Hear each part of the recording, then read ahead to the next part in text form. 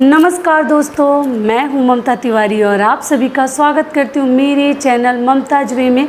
कैसे हैं आप सब? तो ये बताने के लिए कमेंट बॉक्स में जय माता दी हमेशा की तरह ज़रूर लिखिए।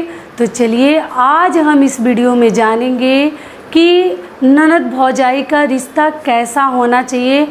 अच्छी ननद बनने के लिए 7 टिप्स, 7 नियम मैं आपके साथ शेयर करूंगी, जिससे कि हमारे ननद भौजाई के रिश्ते में हमारे मायके से कभी हमारी तरफ से ये गलतियां हमसे जानी अनजानी में भी जितनी नंदे हैं उनसे नहीं होनी चाहिए। तो इसी के ऊपर आज का हमारा वीडियो है। इससे पहले दोस्तों, अगर आपको मेरा वीडियो पसंद आता है तो प्लीज़ आप मेरे चैनल को सब्सक्राइब कर दीजिए, बेल आइकन को प्रेस कर दीजिए, जिससे मेरे वीडियोज़ के नए नोटिफिकेशन आप लोगों के पास सबसे पहले पहुँचे। तो चलिए शुरू करते हैं। हर ननद के लिए तो आप ज़रूर इन नियमों को फॉलो करिए और वीडियो को लास्ट तक ज़रूर सुनिएगा। और अगर मेरा वीडियो पसंद आता है तो शेयर भी कर सकते हैं लोगों को। ये वीडियो मैं बनाई हूँ क्योंकि आप लोग के कमेंट्स आ रहे थे कि दी मैम हमारी 4 ननद हैं, एक मेरी सब्सक्राइबर हैं जो इस प्रकार से करती हैं, अपने ससुराल का ध्यान नहीं रखती, मायके में हम लोग को डांट सुनवाती हैं, यहाँ का खबर लेती हैं, ये करती हैं वो करती हैं। बहुत कुछ आप लोग के कमेंट्स आए थे। तो जितनी ननद है, कहीं इस वीडियो से आपकी आंखें खुल जाएं और आपको इससे लाभ मिले। तो सबसे पहला नियम है कि देखिए, एक जो नंदे हैं उनका ऐसा स्वभाव होता है कि खाती हैं ससुराल में और वो हाथ धोती हैं मायके में। तो हर बात में आप मायके के समाचार के चक्कर में मत रहिए। जो लड़की मायके के चक्कर में अगर पड़ गई वो ससुराल में कभी रह नहीं पाएगी। जो बोलते हैं ना बसना, वो बस नहीं पाएगी। वो ससुराल में उसका मन ही नहीं लगेगा। उसका चिंता तो रहेगा कि मायके में हमारे क्या हो रहा है, मायके में माँ और भाभी में क्या हो रहा है, किसने किससे झगड़ा किया, किसने किसको बोला। तो इस चक्कर में आप मत रहिए। वो जब तक शादी नहीं हुई थी तभी तक आपका घर है।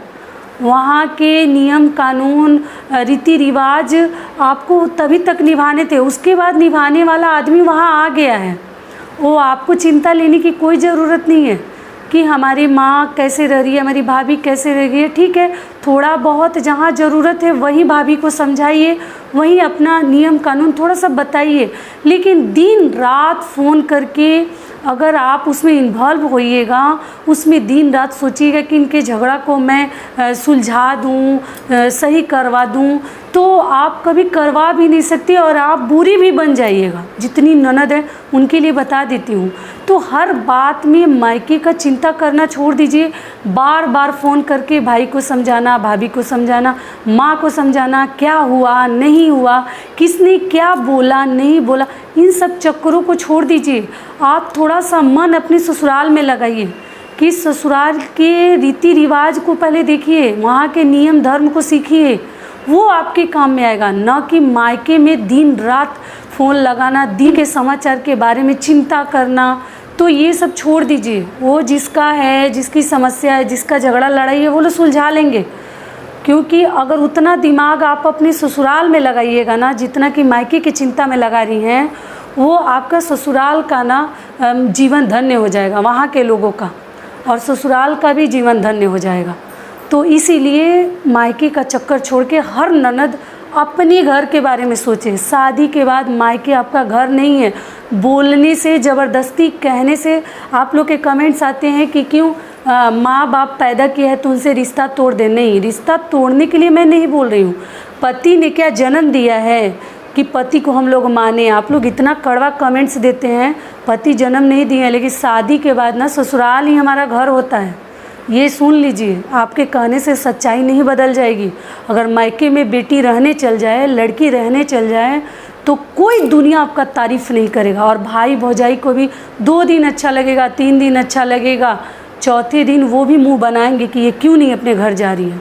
तो भगवान से प्रे करिए कि ऐसा दिन ना आए कि हम मायके में जाके बैठें, मायके में जाके हुक्म चलाएं, वहीं के हो के रह जाएं। अपने ससुराल में इतना हम बिजी हो जाएं, इतने व्यस्त हो जाएं, इतना हमें प्यार मिले कि मायके की हमें याद ही ना आए। माँ बाप जन्म दिया है, मैं मानती हूँ, मैं ये नहीं बोल रही हूँ कि उनसे रिश्ता तोड़ दीजिए, मैं एक वीडियो बनाई थी कि पति को सबसे पहले सम्मान दीजिए, तो कई लेडीज़ों ने ऐसा कमेंट्स किया था कि क्या माँ बाप जन्म दिए हैं तो उनसे रिश्ता तोड़ दें। मैं तोड़ने के लिए नहीं बोल रही हूँ, लेकिन अगर आप ससुराल में अच्छे से रहिएगा, अच्छे से अपने ससुराल के नियम कानून को मानिएगा, जानिएगा, तो आपके माँ बाप भी खुश रहेंगे कहीं ना कहीं। वहीं आप टेंशन में रहिएगा, झगड़े लड़ाई का दिन रात न्यूज़ देते रहिएगा, तो वो माँ बाप भी खुश नहीं होंगे। वो भी चाहते हैं कि हमारी बेटी ससुराल में बसे रसे अच्छे से रहे। ऐसा नहीं है कि हम रिश्ता तोड़ने के लिए बता रहे हैं। और पति हमारे भगवान तो हैं ही, अगर उस लायक पति रहे तो सही भगवान है। वो जन्म नहीं दिए हैं तो क्या हुआ, आगे का जीवन उन्हीं के हाथ में है लड़कियों का। इधर आधा जीवन माँ बाप के है, आधा जीवन पति के हाथ में है। अगर पति उस लायक मिल जाए ना तो जीवन धन्य हो जाता है। तो अगर मैं बोल दी कि पति का आदर सम्मान पहले कीजिए, तो आप लोग को इतना बुरा क्यों लगता है? अब जिनके पति अच्छे नहीं है उनको कहीं बुरा लगता होगा, लेकिन जिनके पति अच्छे हैं वो इस बात को समझते होंगे। तो इसलिए जितनी नंदे हैं, मायके का चिंता छोड़कर अपनी ससुराल की चिंता में लगिएगा तो ज़्यादा सही रहेगा। ये हो गया हमारा पहला नियम। दूसरा नियम क्या है कि देखिए, मायके में क्या हो रहा है, किस भाई भौजाई माँ बाप में क्या हो रहा है, वो लोग आज झगड़ा करेंगे कल फिर एक हो जाएंगे, और जब हम बीच में बोलने जाएंगे तो हम बुरे हो जाएंगे। तो सोचने वाली बात है कि हम बुरा क्यों बने। दोनों भाई मेरे लिए एक समान है, दोनों भौजाई मेरे लिए एक समान है, तो हम क्यों किसी का पक्ष लें और किसी का नहीं लें। तो लड़कियां सबके लिए बेटियां बेटी होती हैं।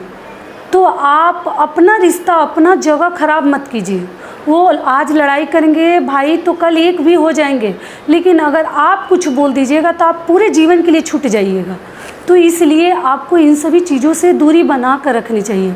भाइयों में क्या हो रहा है, भौजाइयों में क्या हो रहा है, उसके चक्कर में लड़कियां ना पड़ें, नंदे ना पड़ें, तो आपका जीवन एकदम सही रहेगा और मायके से भी आपका रिश्ता बिल्कुल सही रहेगा। तो ये हो गया हमारा दूसरा नियम। तीसरा नियम क्या है कि अपने ससुराल की हर बात मायके में मत करिए। उससे आपका कहीं कुछ लाभ नहीं होगा, फ़ायदा नहीं होगा, लेकिन आपका नुकसान अवश्य हो जाएगा।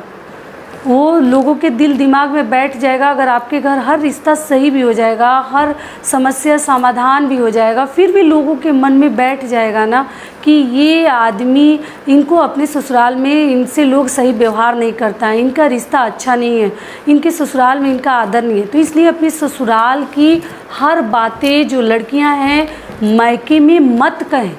माँ से कहीं ज़रूरत है तो कह सकती है, लेकिन हर बात माँ बाप से भी मत कहिए, उनको कष्ट होता है। जहाँ नहीं चलने लायक है वहाँ तो कह सकते हैं, लेकिन हर नंदे, हर लड़कियाँ कभी भी अपनी ससुराल की बुराई मायके में मत कीजिए। तो ये हो गया हमारा तीसरा नियम। चौथा नियम क्या है कि देखिए, मायके का या अपनी भाभी का, भौजाई का जो बुराई है आस पड़ोस, रिश्तेदार, नातेदार से मत कीजिए। उससे कहीं आप कुछ फ़ायदा तो नहीं कीजिएगा, लेकिन भौजाई की बुराई करके, माँ की बुराई करके, भाई की बुराई करके आस पड़ोस आप बहुत ज़्यादा नामी वाले कार्य भी नहीं कर रही हैं। ये बहुत गलत है। वही भौजाई रहेगी, वही घर रहेगा, वही माँ बाप रहेंगे, लेकिन कुछ दिन के लिए आस पड़ोस के लोगों से बुराई करके आपको क्या मिलेगा? कुछ नहीं मिलेगा।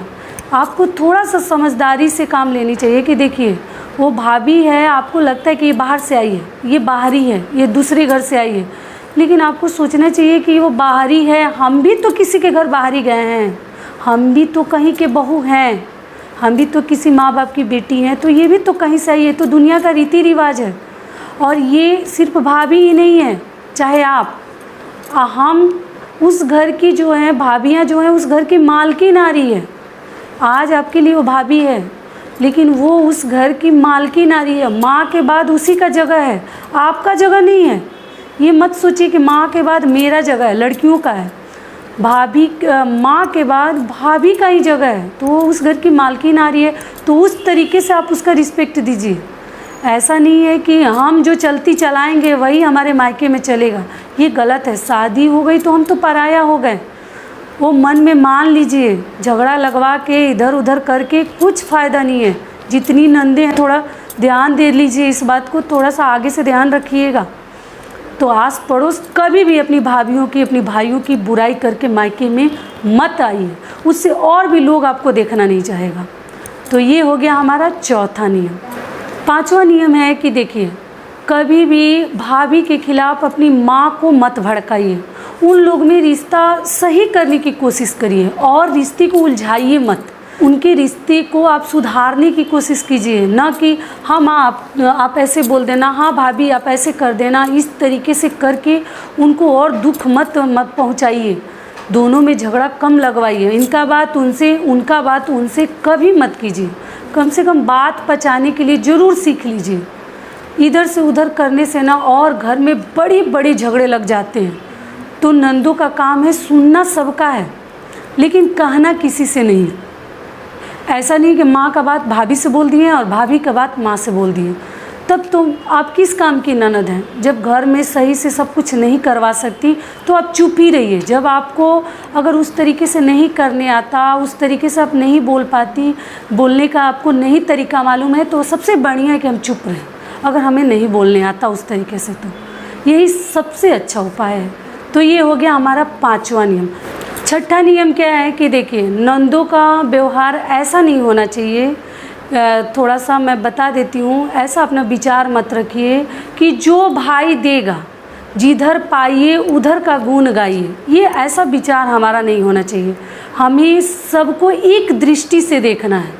सभी हमारे लिए, अगर 2 भाई हैं, 4 भाई हैं, 1 भाई है, सभी हमारे लिए समान है। ऐसा नहीं है कि जो हमें दे रहा है, ले रहा है, वही हम उसी का गुणगान करेंगे। एक आदमी देने लायक नहीं है, मान लीजिए उस तरीके से उसके पास नहीं है कैपेसिटी, उतना क्षमता नहीं है आपको देने लेने लायक, तो हम उसकी बुराई करते चले। या वो भाई कहीं व्यस्त रहता है, उसको समय नहीं है, तो ऐसा नहीं है कि वो बुरा है। ऐसा नहीं, नंदों को ये नहीं सोचनी चाहिए, जो भी ननद है, मैं भी ननद हूँ, कि ये भाई मेरा बुरा है और ये भाई मेरा अच्छा है। कोई अच्छा नहीं है, कोई बुरा नहीं है। सब समय के हिसाब से उस तरीके से उस जगह पे वो नहीं जा पाते हैं, उस तरीके से नहीं दे पाते हैं।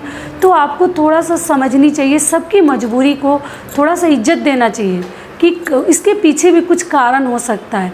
ऐसा नहीं है कि जो दे रहा है, जो ले रहा है, हम जिधर खा रहे हैं उधर बह रहे हैं, तो ये बहुत गलत है। ननद सबके लिए प्रिय है, लड़कियां सबकी होती हैं। ऐसा नहीं है उनके में कुछ भी चल रहा है, कैसा भी उनके बीच में है, वो अच्छा व्यवहार नहीं है या लड़ाई है, झगड़ा है, लेकिन हमें बुरा नहीं बनना है। हम सबके लिए प्यारी हमें बनकर रहना है। तो ये हो गया हमारा छठा नियम। सातवां नियम क्या है कि अगर नंदें अपना दिमाग मायके के बजाय ससुराल में अगर लगाती तो उनका ससुराल जो है ऊंचाइयों तक पहुंच जाता। अगर जिस घर में मायके अगर घुस जाता है, उस घर में कभी शांति नहीं रहती, किसी का भी घर हो। अगर लड़कियों का परिवार के लिए भी मैं बोल देती हूँ कि ससुराल में जब आप माँ बाप शादी कर दिए तो उसमें आप इंटरफेयर करने मत जाइए।